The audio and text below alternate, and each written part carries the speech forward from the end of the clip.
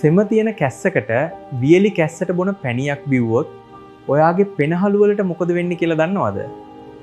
කැස්සක් ආපු ගමන් ෆාමසියට දුවලා ගිහින් මොකක් හරි පැණියක් ගෙනත් බොන එක අපේ අයගේ පුරුද්දක්. හැබැයි මේක මාරම භයානකයි. ප්‍රධාන වශයෙන් කැස්ස ಜಾති දෙකක් තියෙනවා. එකක් සෙම තියෙන කැස්ස, අනෙක සෙම නැති උගුර කසලා එන වියලි කැස්ස.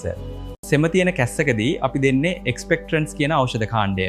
මේ වයින් කරන්නේ පපුවේ හිර වෙලා තියෙන සෙම බුරුල් කරලා එළියට දාන එක. හැබැයි වියලි කැස්සට අපි දෙන්නේ සප්‍රෙසන්ට්ස් කියන જાතියේ පැණි.